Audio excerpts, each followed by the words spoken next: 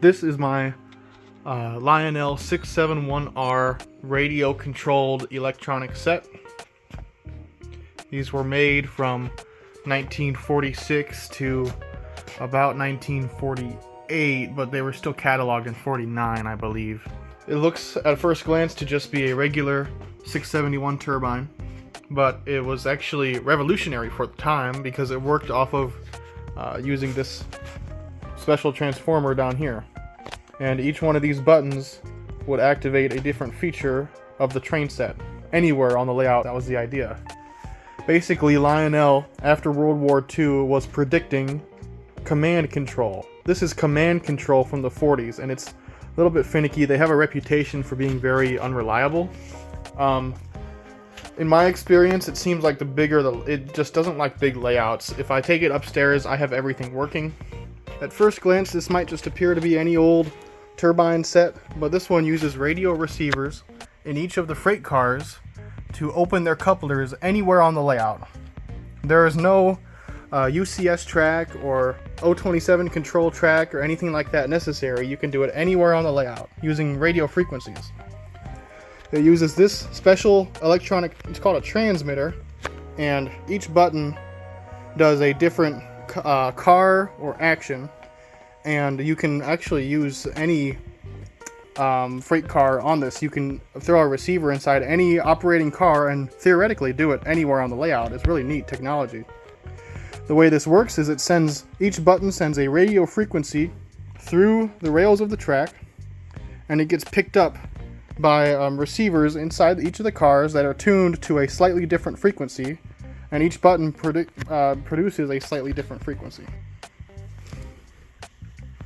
Alright, that glowing light in there means we're hot. That's the vacuum tube. That is the part I needed to replace on mine to get the transmitter to work. I needed to take apart and work on each individual freight car just to make this video possible. So a like would really make me feel good about myself because this took a lot of work, folks. So in my case, I don't know if this is the factory settings, but in my case, the gray button is the whistle. The brown button up here is the boxcar's couplers. Oh, hold on. Can you hear them? The white button is the couplers on the gondola. The green button is the couplers on the dump car. And then if you hold the green button, it will actually activate the dump car. Mine likes to get a little stuck. That's because it hasn't worked very much.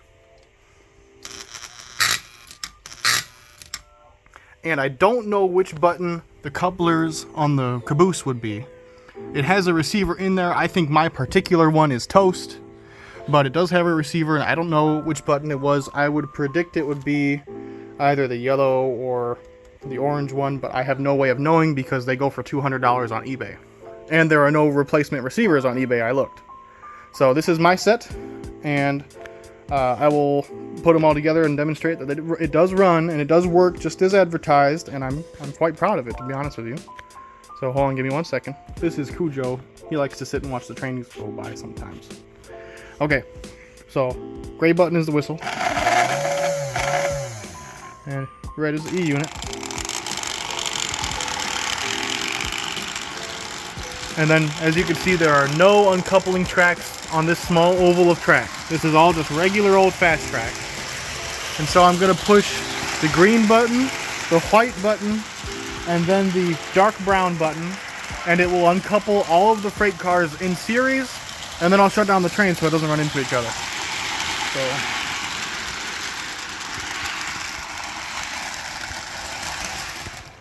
pretty cool. Pretty cool, right?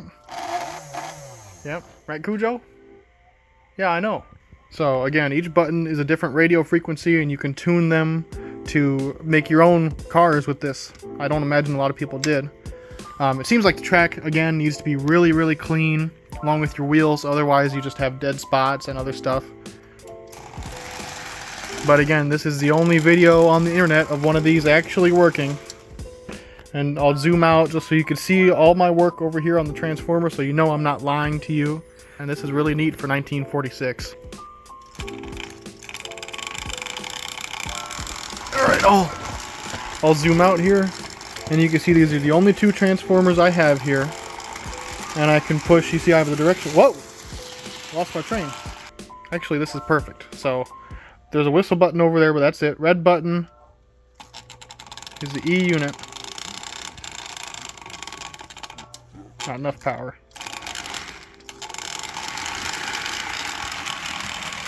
Oh!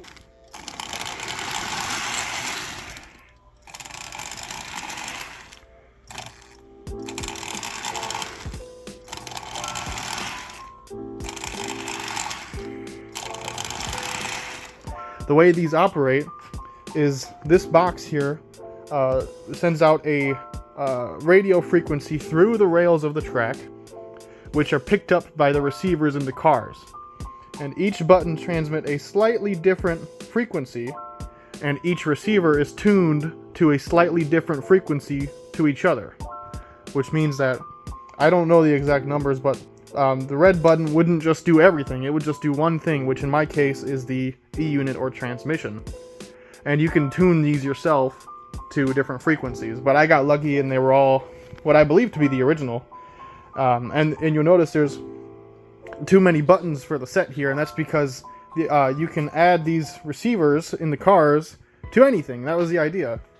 I saw one on Evil Bay with one added to a milk car. Now, I don't know why you do it to a milk car, because you still need the platform, right?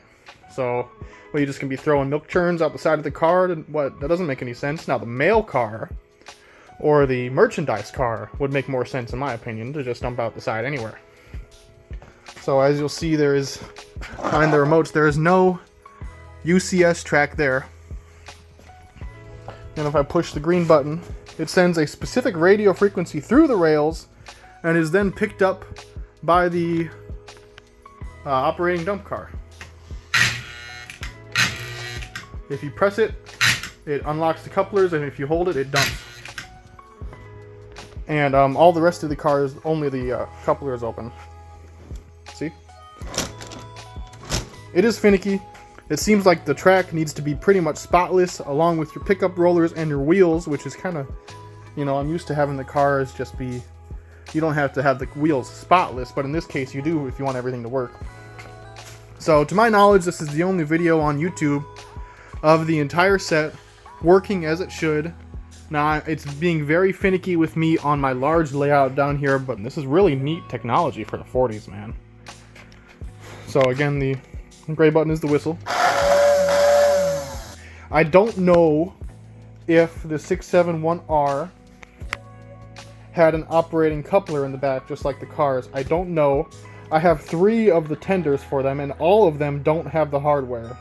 Excuse me, none of them have the hardware for the electromagnetic coupler in the rear. Now that would make sense to me if it didn't work, because there's already 2 radio receivers in this tender.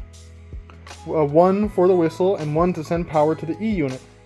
So that would mean you would need a 3rd receiver in there just for the coupler, or you would need a thermally delayed trigger mechanism, just like in the dump car, and that's really complicated in there. So I just don't know. I like to think that there was, but again, there's pretty much no evidence of these on the internet that work. So I'll let it run a little bit and take some videos of it. Anyway, so the red button is the E unit. Whoa!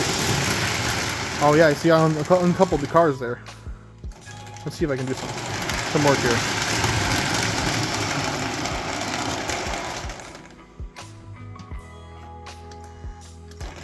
There it goes.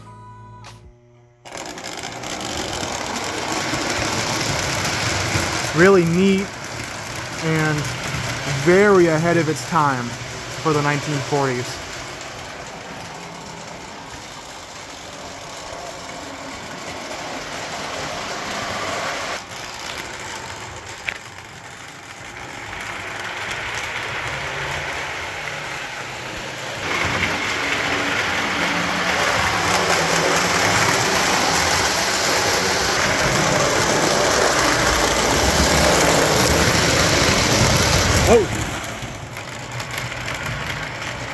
I guess she just needs to run slow on this bumpy layout, otherwise that boxcar is going to open up.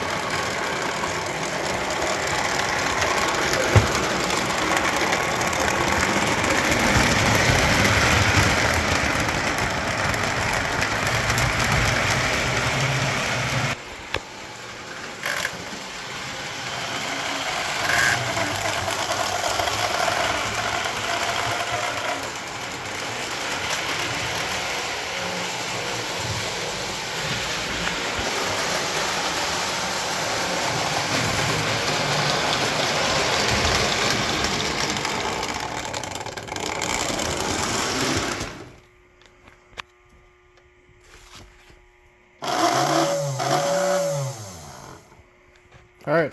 Oh! I just realized I lost half my train. Yeah, I guess I need new springs for those couplers. But that's not the radio receiver because they both would have opened up at the same time. But well, thank you so much for watching, and if you liked the video, leave a like.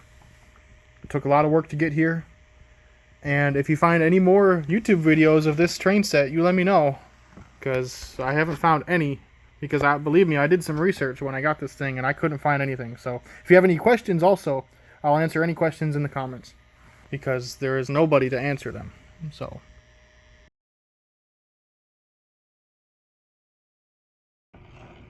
Power's on. If I push this red button here, nothing happens. But then if I wiggle it, hold on. I gotta set it down so you can see it, because it's gonna move. Hold on.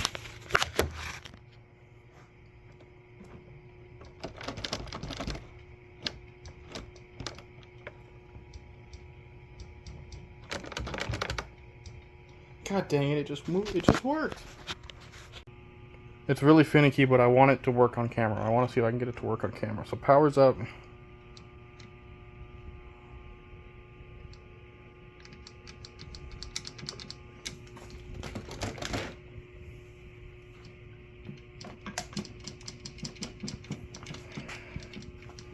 I'm going to get it on camera. It just worked. I swear. I will get it on camera. This is the third or fourth attempt to get this to work. I got that lit up, so I think it should work. So when I push the red button here. No? More power. A bit of wiggle. Come on, baby, come on. It worked earlier. Come on, I'm gonna cry. I gotta go to work. I can't work on this all day. It worked earlier, I swear.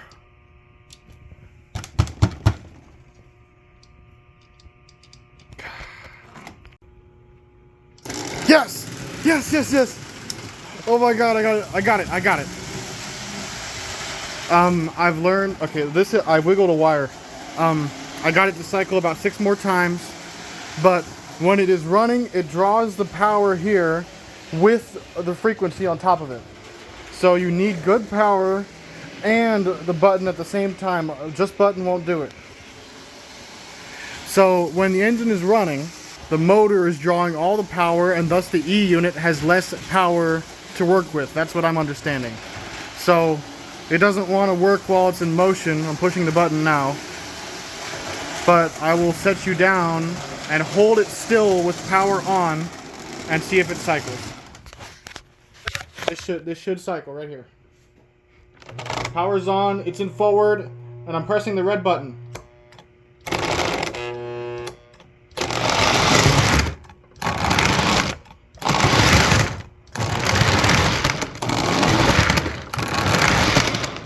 Oh my God!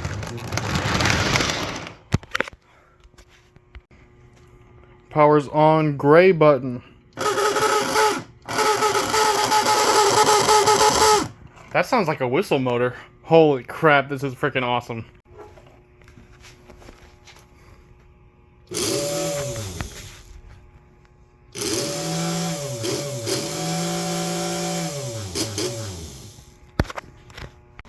Sorry folks, but that's neat. That's really cool. History and stuff.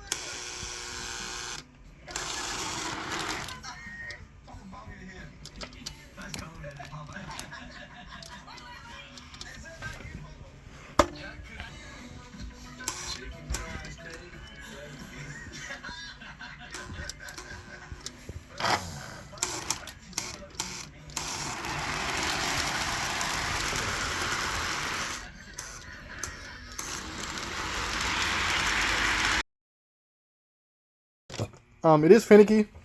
Well, pardon me.